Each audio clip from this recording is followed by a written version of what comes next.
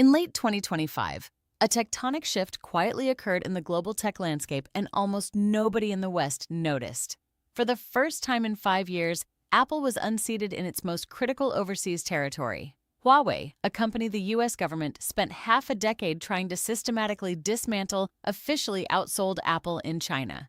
Apple spent billions securing its supply chain, yet they were dethroned by a brand that tech analysts once declared dead in the water. This isn't just a story about a phone company selling hardware. This is the story of an industrial miracle that Silicon Valley deemed physically impossible. We are talking about a cutting-edge flagship smartphone where the silicon processor, the microarchitecture, the operating system, the application ecosystem, and the entire back-end cloud infrastructure do not contain a single piece of American intellectual property or software. Huawei pulled off a complete geopolitical escape.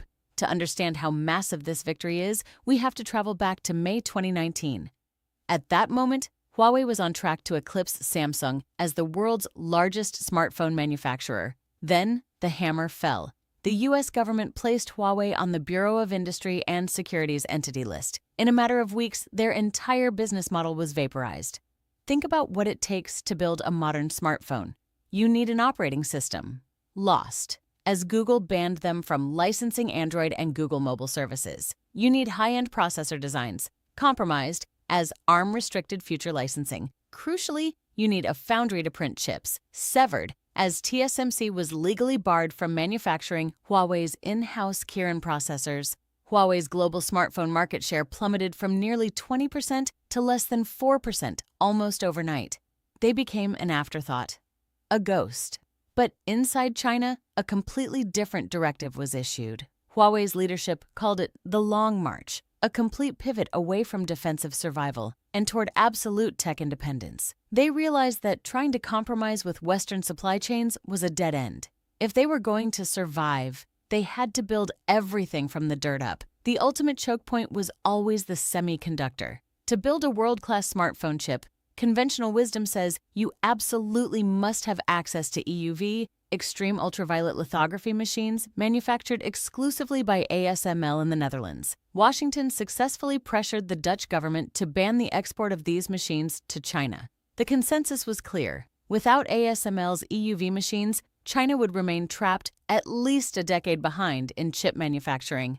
They were entirely locked out of the global ecosystem. Then came August 2023. While US officials were visiting China, Huawei dropped a bomb without a press release: the Mate 60 Pro. Inside was the Kirin 9000S, a 7nm 5G processor. Teardowns by Western tech firms sent shockwaves through Washington. It was manufactured right in Shanghai by SMIC. How did they do it without ASML's crown jewel? They broke the rules of traditional manufacturing economics. SMIC took older DUV, deep ultraviolet machines and pushed them past their theoretical limits using a brutal, complex process known as multi-patterning. It is the lithography equivalent of tracing a razor-sharp line by overlapping multiple blunt markers perfectly over one another. It has a lower yield and is wildly expensive, but it worked. By using advanced packaging innovations, Huawei completely nullified the impact of the Western machinery ban. Fast forward to the brand new Huawei Mate 80 Pro Max. Inside this machine sits the Kirin 9030 Pro. Built on SMIC's advanced N+3 process node, this isn't just a minor iteration. It's a 9-core, 14-thread processing beast featuring an innovative organic interposer package-on-package design for advanced thermal management. Huawei proved that sheer engineering willpower and raw capital can bypass what was thought to be an unbreakable geopolitical bottleneck. But a chip is just a paperweight without an operating system. When Google cut off Huawei, the company initially survived by using the open-source version of Android, skinning it with temporary software. But that was a crutch. It still relied on American architectural foundations. Huawei knew they needed to sever ties completely to truly protect their future from foreign intervention. In its latest iterations, Huawei pulled off what they call HarmonyOS NEXT. This is the moment they officially burned the bridge to Android. They stripped out every single line of traditional Linux and Android open-source project code. HarmonyOS is built on a clean sheet, completely proprietary microkernel architecture. It does not run Android APK files anymore. If an app developer wants their app on a Huawei phone, they have to rewrite it specifically for Huawei's software architecture. For any other company, this would be instant suicide.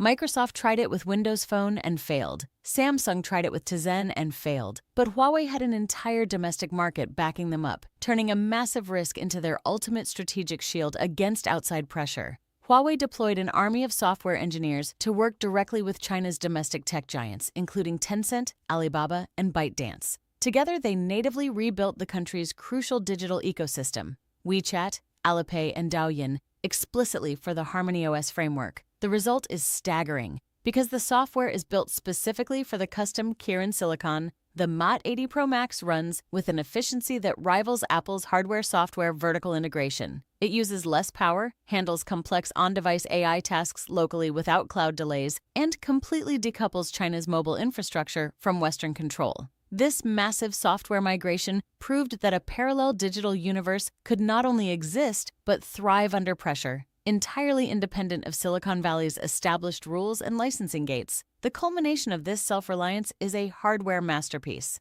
The Huawei Mate 80 Pro Max is an absolute technological flex. It sports a beautiful 6.9-inch 120Hz LTPO display protected by second-generation Kunlun glass. It packs a 6,000 mAh battery with blazingly fast 100-watt wired and 80-watt wireless charging. Its camera system features a 50-megapixel primary sensor with a physical variable aperture and a dual periscope macro telephoto setup that routinely beats the iPhone in low light and zoom versatility. It even includes an independent, satellite-connected calling system utilizing China's domestic Beidou constellation, completely bypassing global telecom networks if needed. It is a premium flagship built to compete at the absolute highest tier without compromises.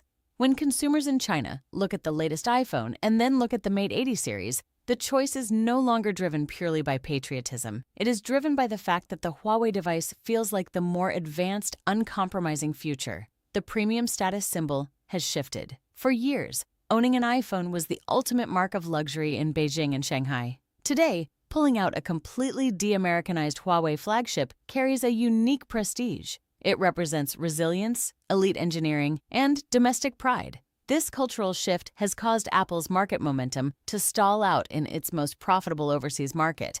Apple is finding that software ecosystem locks don't work when the rival ecosystem is tailor-made for local lifestyle needs and backed by national momentum. And that brings us to the terrifying reality for Apple and Western big tech. By placing severe sanctions on Huawei, the West intended to neutralize a rising global competitor. Instead, they forced the creation of a completely autonomous, heavily armed tech ecosystem. Huawei did not die. They hardened.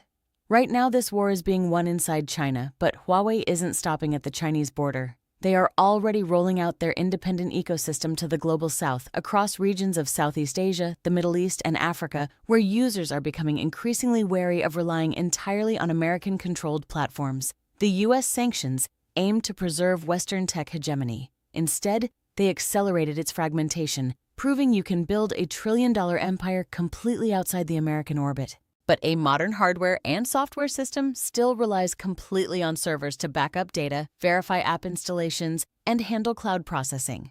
Previously, a block on American server hardware or cloud platforms like Amazon Web Services or Microsoft Azure would have crippled any rising smartphone operating system. Huawei circumvented this entirely by constructing a massively distributed, sovereign cloud grid across mainland China. Every time a user syncs their photo library, backs up contact lists, or requests real-time navigation calculations on a Mate 80 device, the data routes exclusively through entirely indigenous server infrastructure. This server network utilizes domestic Kunping processors and specialized AI accelerators, eliminating dependencies on Western data centers.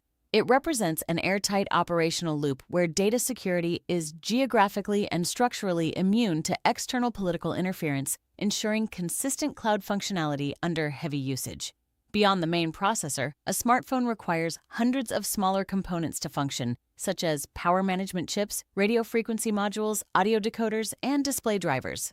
Historically, even local Chinese manufacturers relied heavily on American firms like Qualcomm, Broadcom, and Skyworks for these specialized microelectronics. The structural ban forced Huawei to physically remap its entire electronic component pipeline, establishing joint research ventures with dozens of smaller domestic factories. Today, every resistor, capacitor, and advanced radio frequency filter inside the Mate 80 series is sourced from an independent domestic supplier. This absolute localization of the bill of materials means that even if global logistics lines fracture, Huawei's production line remains entirely insulated.